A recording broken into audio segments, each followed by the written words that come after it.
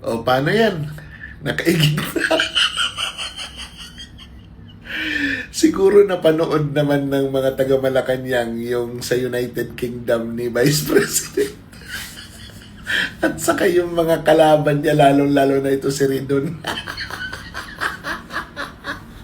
Kaigit na.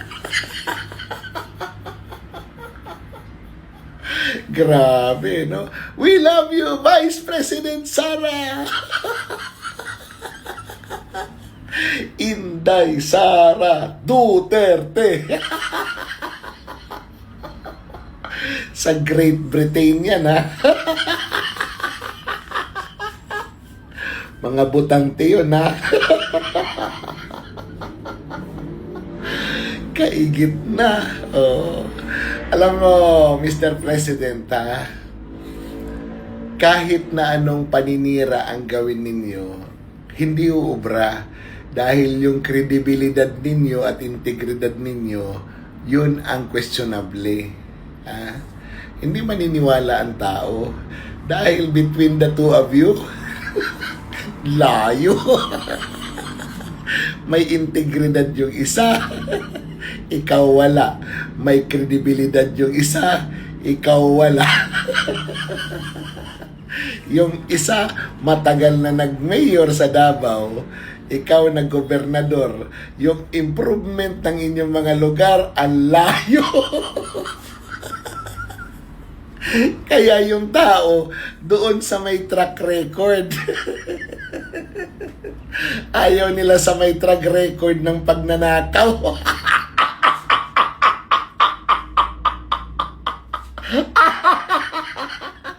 Ang laking problema ng mga vloggers na bayaran. Kinginan nyo. Sulitin nyo yung pera ng bayan. Baka pagdating ng panahon, singilin yan ng bayan sa inyo. Paano ngayon yan? Uuwi na pala si Digong.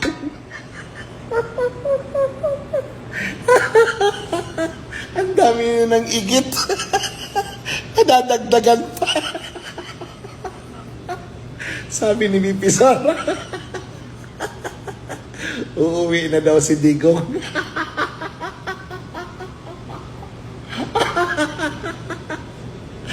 Laki ng problema nyo, no? Bagsak ang ekonomiya, may isyu ng korupsyon.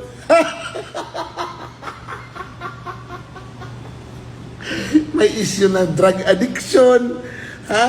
Kung ano-anong kinakaharap nyo ng mga kontrobersiya, tapos uuwi pa si Digong.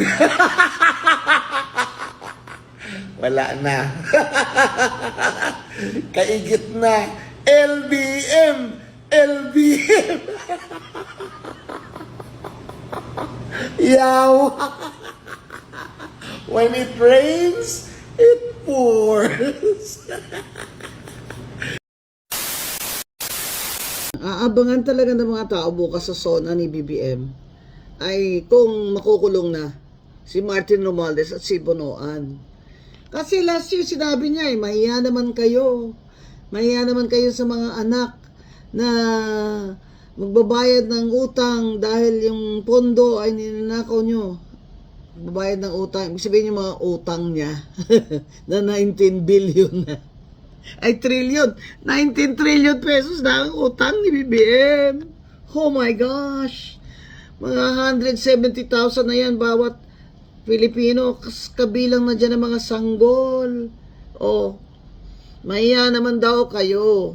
Eh, ewan ko sa iyo, BBM, kung nahihiya yung mga tsukaran mo sa iyo. Kasi hanggang ngayon, hindi naman nakukulong si Martin, hindi naman nakukulong yung mga congressman na lalo na dyan sa sino ba yan? Si Garjola ba yan? Tapos yung mga taga Bulacan, yung mga kontraktor, wala naman nakukulong. Eh, pag wala ho kasing nakukulong, yung nga sinasabi ni Lee Kuan Yew, talaga ho mangungurakot yung mga yan. Maghihintay lang yan ng medyo kumalma tayo sa kakaprotesta. Ay, yan na naman, uulitin na naman nilang pangangawat nila dyan, mga kawatan na yan. Kaya BBM, inaasahan namin bukas sa SONA, eh sabihin mo sa amin, o ano, may makukulong ba? Isang taon na. Yung pinsan mo ba, pakukulong mo? O, si Bunuan, bakit naka-hospital arrest yan? Yan ang isa sa mga mastermind. Di ba? Si Marcoleta, Senator Marcoleta, nandun sa selda, napakainit-init natandaan at daming karamdaman dyan sobrang init doon. Grabe. Tapos si Bunuan, aircon sa hospital. Grabe. Kaya sinasabi ng mga tao, number 1, asahan natin bukas sa SONA ay ang tanong na, BBM, napakulong mo na ba ang mga mastermind sa flood control corruption? At pangalawa, BBM, ano ang gagawin mo para masolve mo itong problema na 2.5 million ng mga Pilipino ay walang trabaho at 15 million ang underemployed o nagpa-part-time lamang? Paano mo isusolve yan? Huwag na yung nakatayo ka ng bahay, nagtayo ka ng ganito, namigay ka ng bigas. Sabi mo nga last year, magtatayo ka ng 1 milyong bahay public housing. 435,000 lang nga natayo mo O, wala nga 50% sa target mo. Bigyan mo kami ng specific na target. Para naman kami mabuboto sa 2028 ay meron naman kaming batayan dyan. Pero sa ngayon, BBM, kiss of death ka sa kandidato mo sa